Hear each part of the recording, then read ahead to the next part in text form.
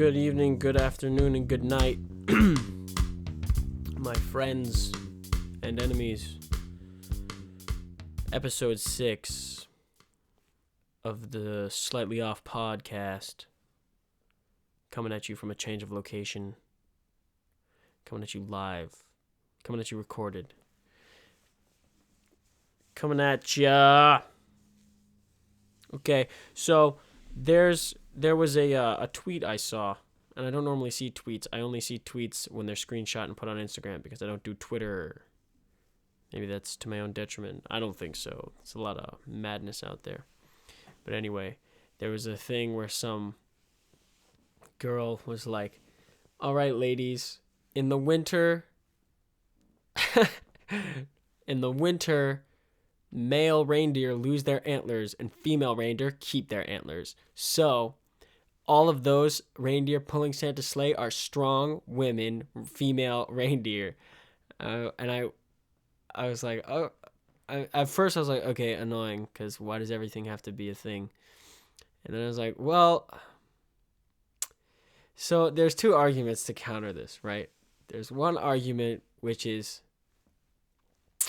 well, actually, they're already magic, so they might not shed antlers, because clearly they're not normal reindeer, because they can fly, dude. So why don't you get back into your feminist hole or whatever, dude, and try to understand a little bit about reality, okay? So if it's a magic reindeer, probably doesn't abide by the laws of regular reindeer, right? Because it flies, okay? But the actual argument is that they don't exist. Santa's not real, guys. And if that's news to you, you shouldn't be listening to this podcast because you're not old enough or mature enough, I guess. Because age is, just a number, but we've established that's important. Moving on, we're just going to jump around a little bit. I have a bunch of notes. We're going to see what takes. Oh, yeah, hair colors. There are subtle ways to dye your hair, which I feel like was the normal way. Like when people are like, oh, I'm getting older, there's some gray coming in, and I don't want that. So I want to dye my hair. Or they want it to be just a different color. That's a normal color, though. But now, and for a while, I guess, people have been getting into those neon hair colors. And those are like normal, but those people they shed their hair. Your hair, neon, needs to be electrified and burnt, right? In order to get bright. Let me look that up. Neon. How does neon light up?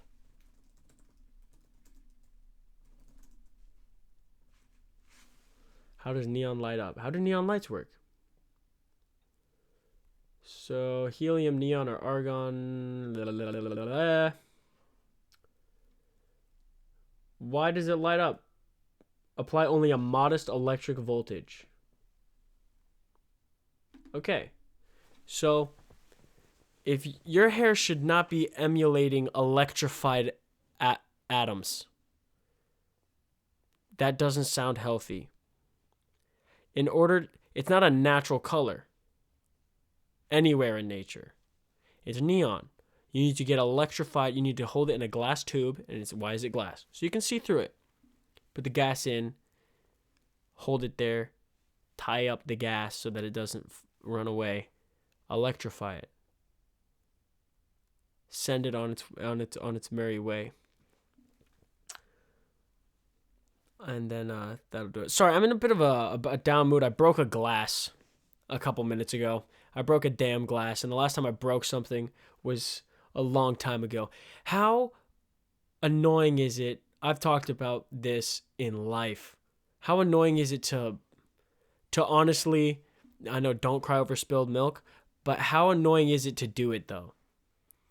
And I've talked about this with my family, at least, my brother and my dad and some friends. No, I've talked about this, I guess, with whoever will listen to me scream. But it's so easy to pour a glass of any, or pour a cup, to pour a drink or a bowl of something that's poured, it's all it takes is to knock over that vessel and it's a huge problem. Like if you were to weigh the risks, like, do I really want to eat this bowl of cereal? If it were 50-50, I honestly don't know if I'd eat as much cereal, because the amount of time spent cleaning up and finding all of the pieces of cereal, or all the drops of where it's splattered, if it's milk or something like that, or the glass, if it's a broken glass, finding all of those pieces. Sorry, I got a little better sound quality here. Finding all of it is so not worth the 10 minutes of eating cereal. It takes 10 minutes to eat a bowl of cereal. It'll take, I guess it doesn't take that long to clean it up. But the point is, the fun, cereal's not worth cleaning up cereal. It just it just sucks. Like you'll have a cup, and then you fill it up, and then you're ready for a drink, and then obviously you wanted the drink, and now you have it, so you're happy.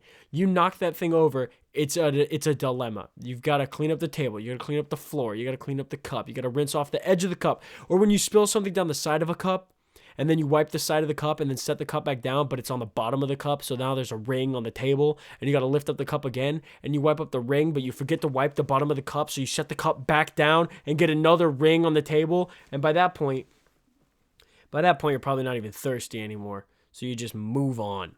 So I'm glad I got that off my chest. Now we're going to go in with a much better energy, okay? Speaking of good energy, elementary school. Talked about it a little last time. But how much are the names of elementary school teachers the names of elementary school teachers? Think of how many elementary school teachers you had that were just a letter, because their names were so long that elementary schoolers wouldn't be able to pronounce them. They'd struggle. I had a Mrs. M, a Mrs. G, a Mrs.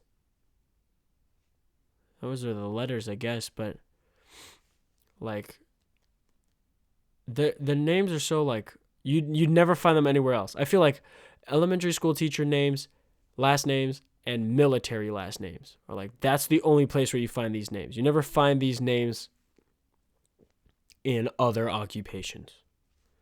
I don't know why. Or how about when you have a teacher that gets married in the middle of the year, and then their name is different now? And like, when you're younger, you're like, oh, it's a different person almost, but it's just a name.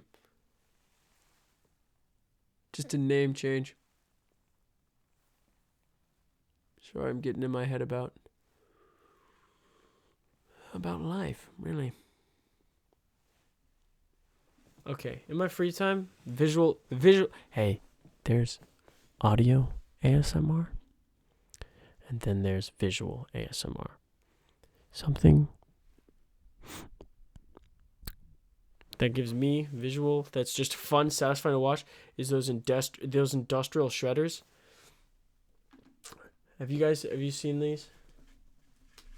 Because industrial shredder.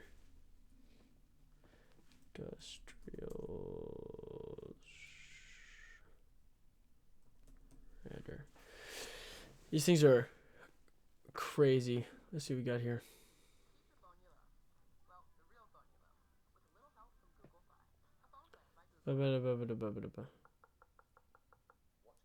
Okay, it's a Gordon Ramsay masterclass.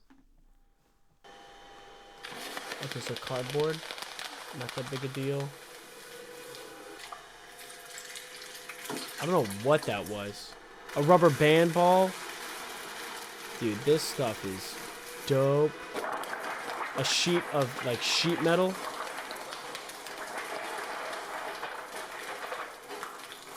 Bro. What the heck? Was that a Skittles drink? That's all. There's so many problems with that. Oh, that was, it was a fake hand. Just look at this, man.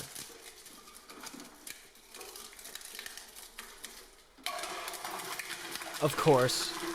Technology destruction.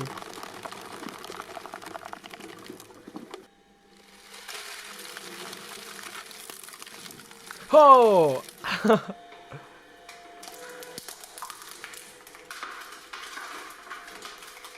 Being creative with it. How about how slow it moves? Oh no. I would have eaten that. Dude, the sound, huh?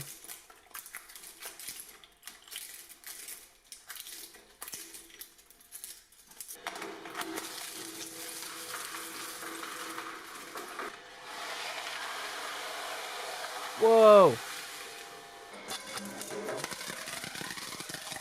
Whoa. All right. Well, that's enough of that. But damn. Okay. What a time we live in, huh? Where you can just film stuff being destroyed and make money off of it. That's pretty chill. That's pretty cool. So, hey, oh wait, no, that's the thing about these ASMR channels, man. You can tell they're not real YouTubers because they use those like it's like a tweet, but on YouTube. Have you seen that? Where it's like, they post updates where they're like, hey, sorry, I haven't been posting a video. I haven't posted any videos in a while, because I'm doing stuff for the family for the holidays and everything. And it's like, well, dude, it's a video platform. Make a video talking about how you're not gonna be doing stuff over the holidays. That's what I feel like. That's like what proves, oh yeah, these aren't real YouTubers. And it's weird. It's such a weird relationship that you can have with like a favorite ASM artist, because it can feel like such a personal thing, right? Where it's like you see their face a lot and you hear their voice a lot, but you know nothing about them. That's so interesting. To me, anyway. Because they don't post about their regular life because it's like, it's off-brand. You know? They're just supposed to talk about... Well, they're not supposed to talk about anything. Oh, wait, check this out. Check this out 1 second.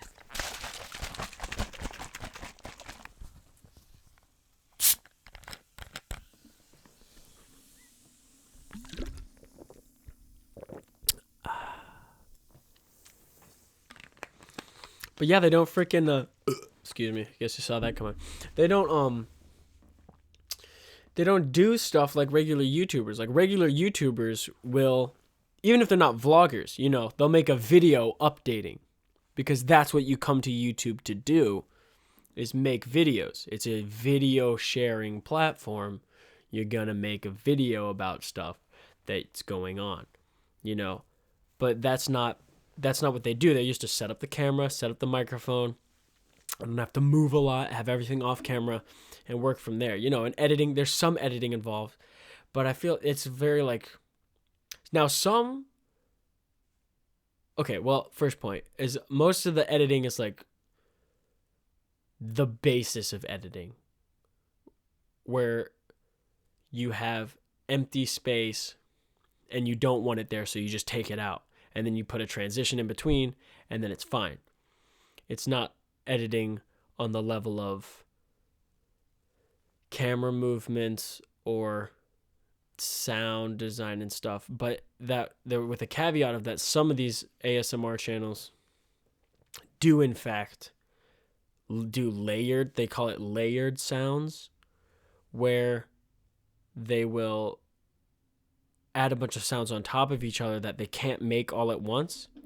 And that's actually kind of cool. I kind of think that's cool. It's got a cool effect, but it takes more effort. And then, well, I guess maybe that's the trade-off, is that most of their videos are designed to help people go to sleep or relax. So these videos are long videos. And to do that sort of project probably takes a long time, to get a lot of layers out. But at the same time, it's like, want to make a good product. It's so easy to do it. It is easy. It's not hard to do ASMR. I just did it as a joke I was just drinking into a microphone. It's so easy. I just saw a picture or a thumbnail a couple days ago of like a turtle eating a kiwi ASMR. And it's like Dude, the marketing you can do with that is genius. You got animal lovers coming. You got turtle lovers specifically, little kids that like animals. You got vegans because it's fruits and animals. And then you got ASMR, so it's like, I'm saying like people that like turtles are going to watch it because there's a turtle in the thumbnail. People that like kiwi fundamentalists. I have a few friends that are kiwi fundamentalists. They went to a rally in DC the other day, talking about fruits. Or I guess it was a different. They were talking about not calling people fruits. It was a gay rally. Or maybe it was Iran. Anyway, we're not going to talk about that. We're talking about ASMR, stuff that matters, And so they've got the kiwi going, they've got the turtle going, they've got ASMR going, they've got viral potential of like, animals doing stuff on camera, documenting nature. There you go, man. And hoo-ha, the whole world works. Speaking of nature, well, yeah. So I guess I'll conclude that thought. ASMR is easy to do it. You just set up a camera, you set up a microphone. There you go. That's one of the. Oh, that's another interesting thing about it is that it's one of the only things where you will directly improve your product. I don't have my pop filter on, I'm sorry. You will directly improve your product with better equipment. So I know some people make it work with other microphones, but it will be better with a better microphone. Whereas some people are like, oh, we have a comedy sketch group and we want to make our videos better, so we need all this equipment and stuff. It's like, no, you got to be funny first.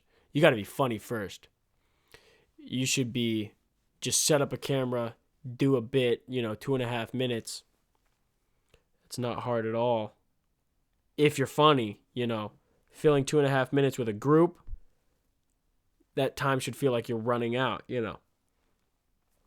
But yeah, so ASMR is its own thing, because they don't use videos to communicate. They post those like live updates or whatever, which seems weird. YouTube's adding all these features, but it's like, just stay as YouTube, all right? Let Instagram be Instagram.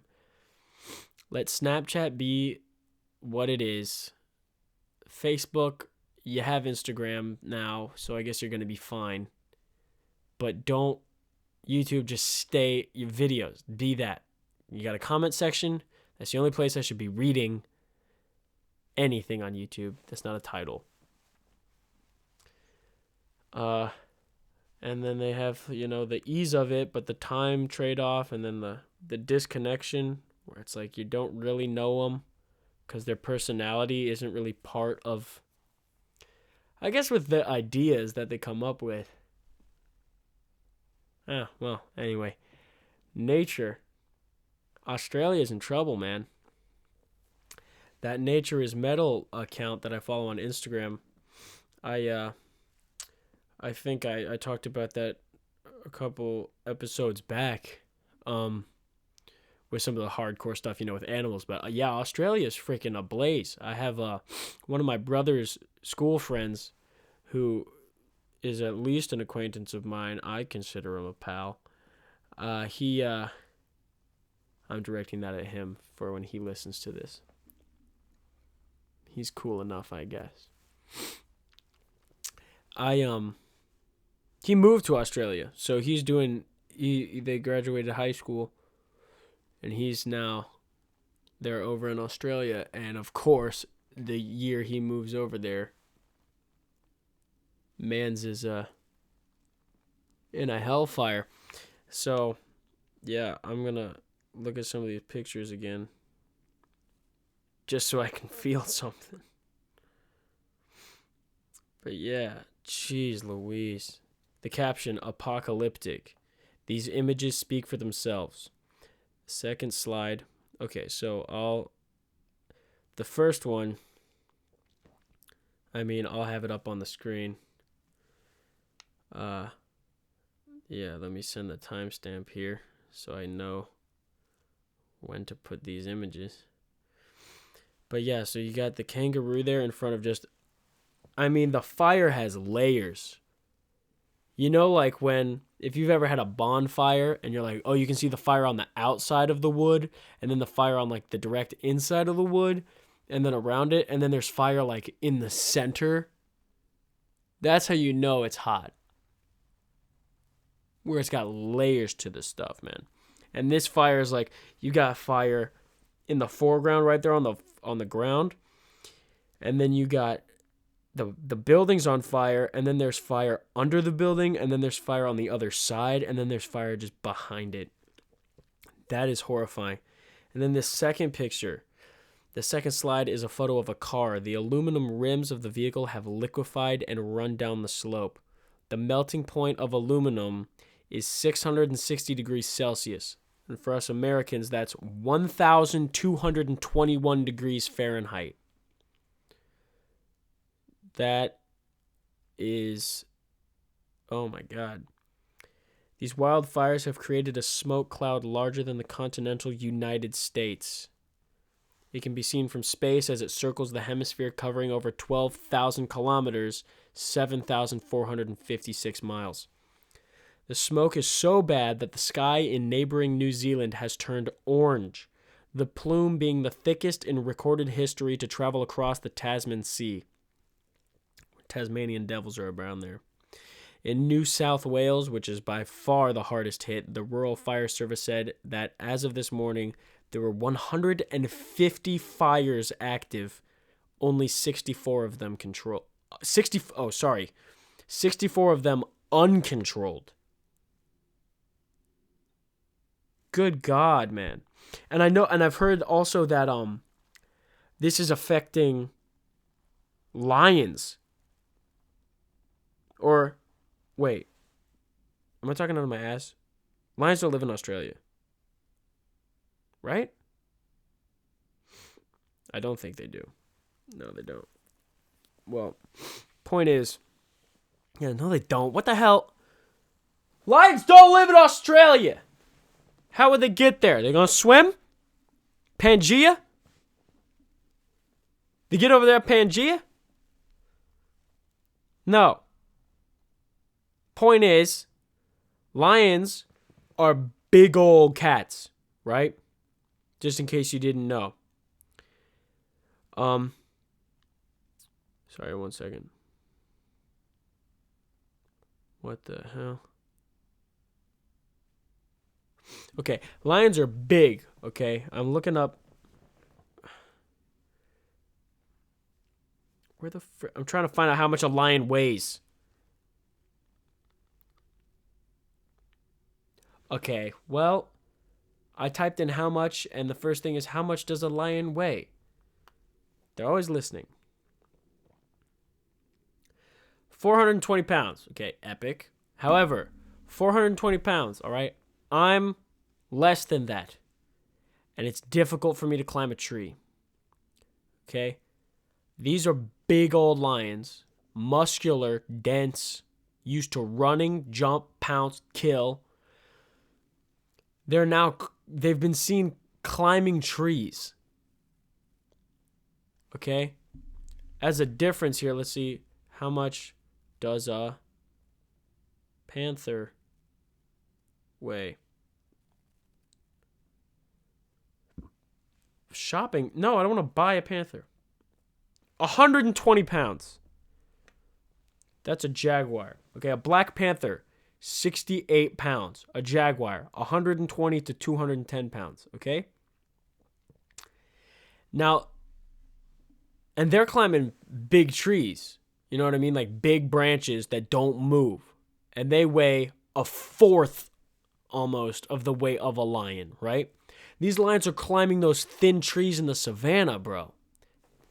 There was a video again on the Nature is Metal Instagram of a freaking lion, a lioness climbing a tree, which is at first like, you don't think it's weird until you see it happen and you're like, okay, yeah, that's not supposed to be there.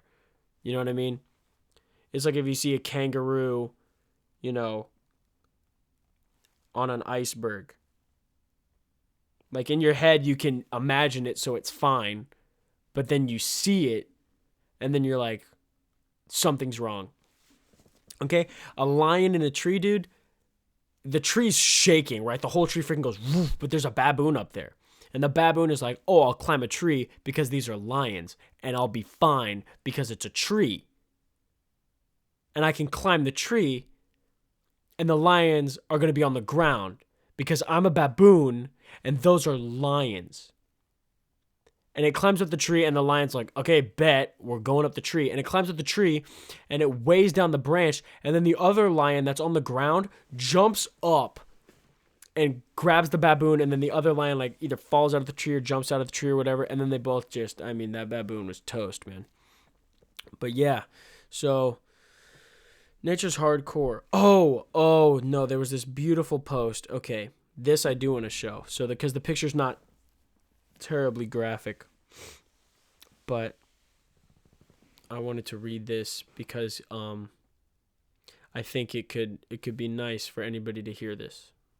You know, just a gentle reminder of what nature is.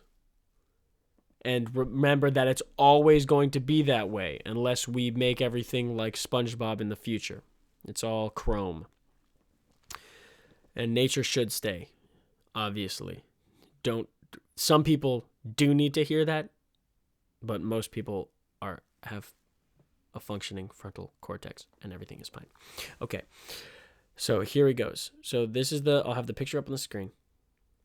Let me timestamp myself. Okay, what is it? Sorry, I gotta find a more efficient way to do this. 26, 50. Okay. The total amount of suffering per year in the natural world is beyond all decent contemplation. During the minute, sorry, this is a quote by Richard Dawkins, so I'm going to do it during the minute that it takes me to compose this sentence, thousands of animals are being eaten alive. Many others are running for their lives, whimpering with fear. Others are slowly being devoured from within by rasping parasites.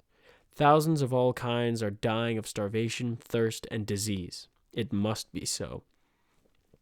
If there ever is a time of plenty, this very fact will automatically lead to an increase in the population until the natural state of starvation and misery is restored.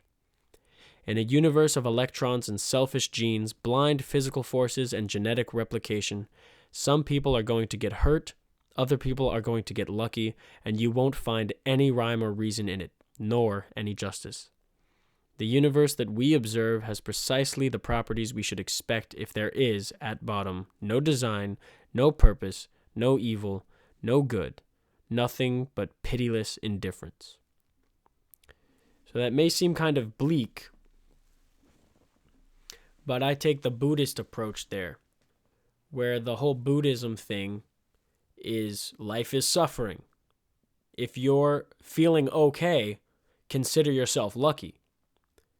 You know, Dr. Jordan Peterson talked about that, where he was like, life is suffering, and you can see what happens like as life just goes, you know? If leave your house for a year, or leave your house for 5 years or something like that, and come back, do you think it's going to be better than when you left it? Certainly not, okay? If you aren't paying the bills for it, things are going to be shut down, so things aren't going to be maintained. People might have broken in, plants growing all over the place, depending on where you live, you know? And that's just like, that's what happens if nothing happens, you know, if you just let nature do its thing. But if you're a person and you're trying to make stuff happen, understand that life is suffering, right? And so if you're happy, that's a great thing. And don't take it for granted, because a lot of the time people aren't. You know, everybody's struggling with something. And that doesn't mean you have to be sad or depressed, you know. It just means you got to keep a sharp eye, you know. Keep your eyes open, keep your ears open. Stuff's going on, right? Everything is so close. You know, with the Taoist, it's all related, man. So the Buddhism relates to the Taoist because, you know, chaos can come out of anywhere. Everybody's fine following the rules. Walking across the street, somebody runs a red light and 5 people get hit by a car. That's madness, right? In one blink of an eye. So that long quote about how life is just like, no, man, This is how it is. Just remember that. That's what I'm gonna do. Is I'm gonna remember that. So I'll think about that when something's happening. Where it's like, and that's the perspective. A lot of the posts on that Instagram page are like, oh, we saved that insert prey animal's life here. Where it's like, oh, we saved that deer's life when we came up and turned on the headlights, and then it's the mountain lion that had it, was its eyes were messed up, and then it couldn't really see so well, and then it was, it was distracted. Both of them were distracted, and then it had a chance to run away. It's like, okay, yeah, you quote unquote saved that deer's life, but now that mountain lion's gonna starve. That deer was minding its own business, sure, and that mountain lion was hunting. That mountain lion was putting in effort, right? The deer wasn't until it had to. And it was like, okay, I'm about to die, so I need to run. And then he didn't run fast enough, and the other deer did. That's natural selection right there. You were too slow. You don't get to move on to the next level, right? The mountain lion's got to eat. And so it's like, it's such a skewed, everything with teeth is demonized. Everything with pointy teeth is demonized, where it's like, no, that poor deer, oh my God. It's like, hey, man, that deer eating grass is just what this mountain lion's doing, okay? It was born to eat meat. It's not going to change its diet, okay? So unfortunately, things need to die in order for that to survive. And that's fine. That's okay. It's hard to watch. It's hard to watch anything die. And it's obviously, the mountain lion's not getting any joy out of it, out of the killing per se, is getting joy out of knowing I have food. What if that, here's another perspective, right? That mountain lion's got kids. Now think about little cubs starving because you quote unquote saved its life, right? So, long story short, when you come across nature being nature and something eating something else, leave it alone. Because there's also a chance, hey man, you're trying to save that animal? Bro, are you a veterinarian? Are you planning on catching that animal and raising it back to health, nursing it back to health? No? Then you might have just doomed it to a longer death. Hey man, counterproductive. Those are lethal injuries. Let it die. There'll be another one. It'll be fine. It'll be okay. Ugh.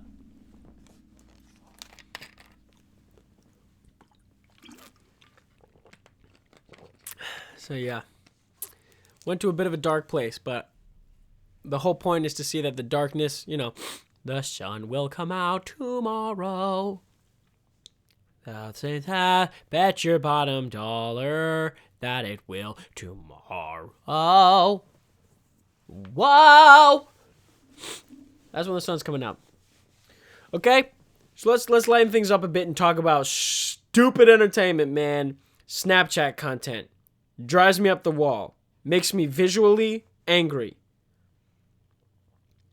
Okay, you understand that? Do you understand what I'm saying? I look at it, I read it, and I go, ugh. And then I click. Why did I click it? I know it makes me mad. I know it makes me angry to do it. Why do I do it? Because I feel like Schadenfreude, man. If I'm mad, maybe somebody else will find that funny. Okay? Because there are some people, I know it doesn't matter, dude. It doesn't matter. All of it doesn't matter, okay? It's just stupid. And I know that people like it. And it's like, oh my God. So I was over in the Snapchat content. It was an early morning, okay? I wasn't thinking with my best judgment, all right? I was up there. I was in bed. And I opened my phone and I went to Snapchat and I opened up all the notifications, both of them. One from Team Snapchat and one that I sent myself from another account. It's fine. And then, excuse me. And then I freaking clicked on, oh my God, I'm dying. Excuse me. Harper's Bazaar. Red carpet fails we'll never forget. Now, here's the thing. First things first. Some of these are like, back in 2015, back in 2012, back in 2013. It's like, dude, that was 7 years ago. Move on. Get a new story. But then part of me was like, are they trying to do some sort of like decade in summary thing? In that case, I guess it's justifiable. But even then, these are like not even that big a deal. Okay? They're like average, fine. They're not like the Kanye West coming up and I'm gonna let you finish. Like that is something that's like, bro, that was out of pocket. So let's talk about that. But like one of them says, John Travolta. People were pretty upset with John after he grabbed Scarlett Johansson. He placed a hand in front of her on her waist as he's coming up, approaching from her side. I'll just have the picture up there. People were pretty upset with John after he grabbed Scarlett Johansson and kissed her cheek at the 2015 Oscars. However, Scarlett later clarified that it was a, quote, totally welcome encounter. Right? But if you read that, you're going to be like, damn, John Travolta, you entitled ass. It's like, dude, it was a kiss on the cheek. It's not like he didn't like grab her, pull her in.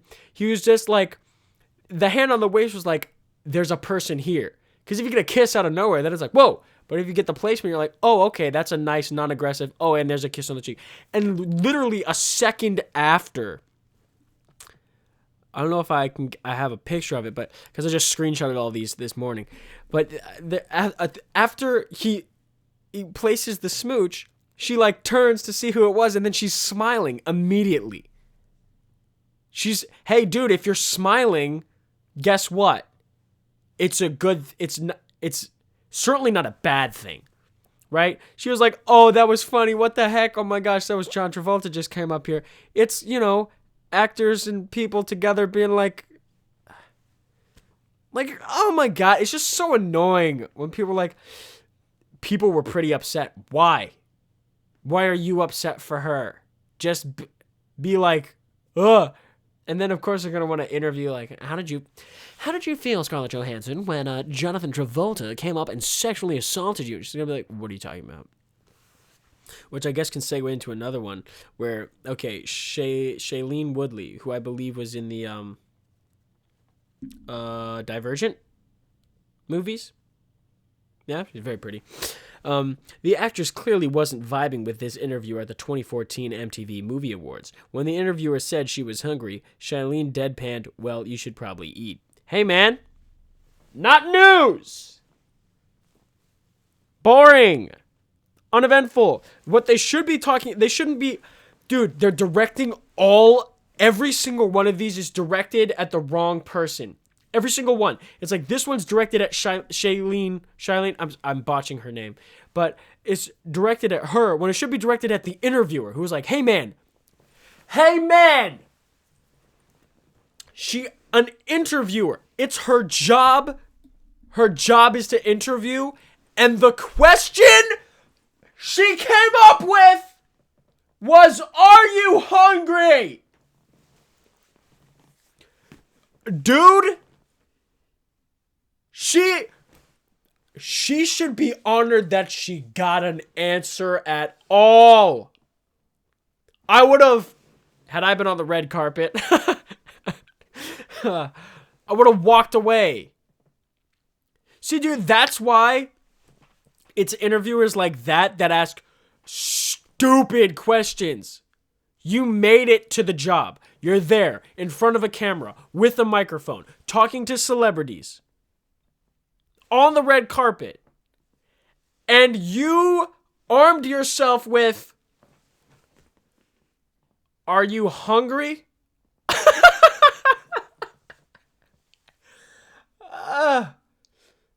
Bro, I would never ask. That's okay. Hey man, what happens next, right? She either says yes or no. And it ends there. Oh my God. That's like Oh my god. Only a very skilled improvisational comedian. Only a comedian that's great with improv could have done something with that because they're so used to yes-anding. They're like, okay, I'll engage with this. Or they would have clapped back in a funny way, which is like, or I guess she did. She said, are you? Did she say, are you? Did she say that? I don't know, man. Point is like, there is zero good television that comes after the question, are you hungry? Right? Unless it was one of those totally cheesy staged bull shits where they're like, oh, then let's go grab a bite to eat. And then they hop on a freaking bird scooter and zip over to a freaking Quiznos or whatever the fuck. Oh my god. This actress clearly wasn't vibing with this interviewer. Hey, man. She asked a stupid question, bro. God, man. That's why, I was going to say, that's why, like, there's those interviewers where it's like on Hot Ones, Sean, when they're like, damn, you do your research. It's because they deal with bullshit like that all the time. They deal with people coming up saying, are you hungry? It's like, yeah, no, I knew, hey, I actually knew I was going to be going to the red carpet, this event, so I knew that. So I actually ate before I got here. Did you not know that you were going to be here? You dipstick. God, all right. Moving on. Jennifer Lawrence. Jennifer Lawrence is no stranger to awkward moments, but when her fail at the 2014 Oscars was extra cringeworthy, she went down quick and almost took the woman in front of her with her. They don't know what cringeworthy means. Jennifer Lawrence is one of the most down-to-earth celebrities I've seen. And by down-to-earth, I mean she's genuine. Everybody loves that. It's like, when you mess up, don't cover it up. Don't act all cute and everything. If it's funny, laugh. If it's not funny, play it off. That's what you do. Jennifer Lawrence, again, in this screenshot that I have, in it, everybody involved, except for the security guard, or who's a motorcycle cop, everybody who you can see is laughing and smiling. Do you know what cringeworthy means? Like, why are they trying to take the wind out of people saying, ew, it was cringeworthy? No, it's not. Your Snapchat content is cringeworthy, okay? Your Snapchat content sucks eggs, okay? Jennifer Lawrence's head is back laughing because she took a spill, bro. Now, I'll be honest. She fell, all right? She went down.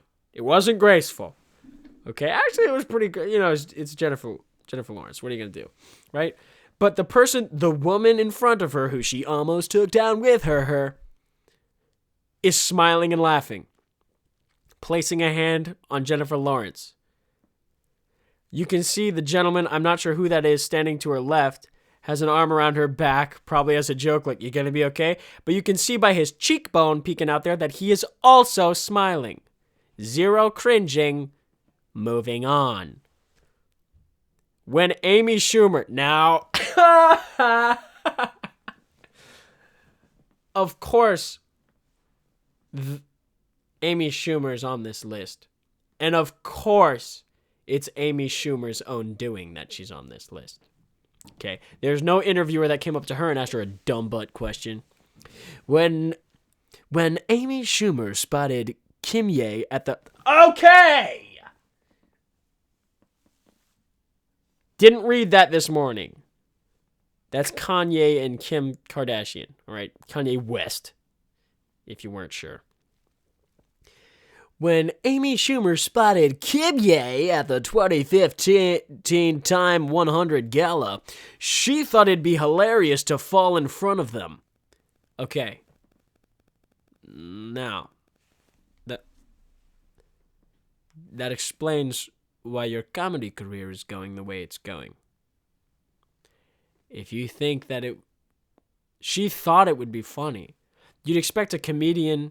When a comedian thinks something's going to be funny, they should know it's going to be funny. Because that's literally what you're getting paid to do in life, is be funny. Okay? So do it. Do a better job. But sadly, the couple didn't laugh and they just silently stepped around her. Now, obviously, right? And also, they take all the wrong sides, right? It was Amy Schumer's fault. She had a bad joke and it didn't land.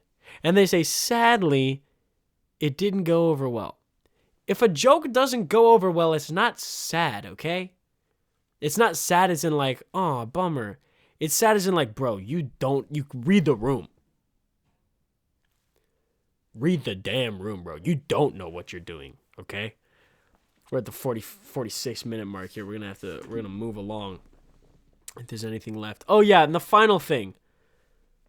I might put the clip up. I'll put the clip up of this one. But it's Seth Rogen.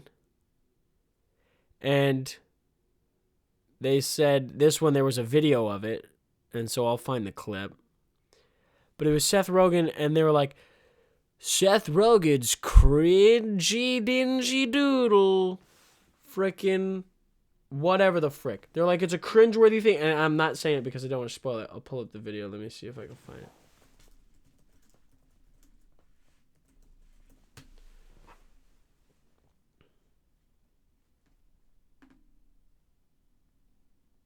Okay, you know what? I'll find it when I'm off the air, okay? But basically, well, no, let me find the damn thing. Let me see. Hey, folks, just speak amongst yourselves for a moment.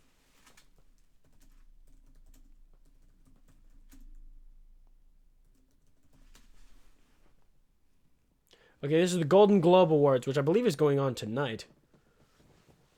2012.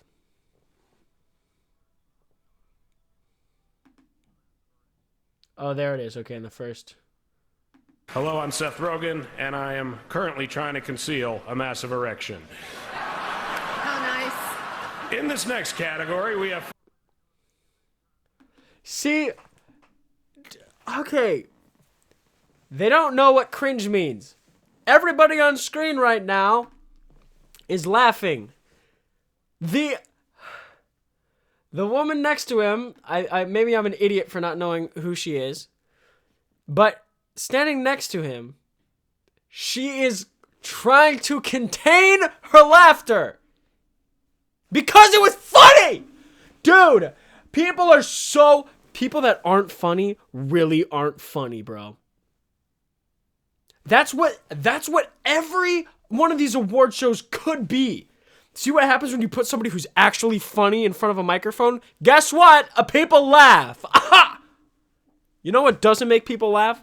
And what gets old immediately? Is scripted banter. Just give them a timer. They'll fill it. And if they can't fill it, find somebody else who will. I guarantee everybody would love the show more. Or most people would.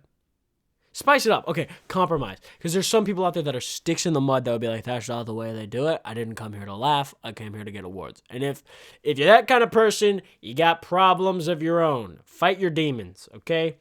Basically, if everybody involved is dude, you got a great laugh. And this is from a room full of tuxedos, right? They're not expecting comedy, right? Some of these people are those sticks in the mud. But they made it to the top. Whatever, man. Point is, never sacrifice the joke. Never sacrifice the laugh for anything. Including your own shame. Okay, except for Amy Schumer. Amy Schumer. Shamey Schumer. Gotta learn how to be funny first. Gotta learn how to be funny before you know what's worth sacrificing. Yeah. Thanks for listening, folks. See you next time.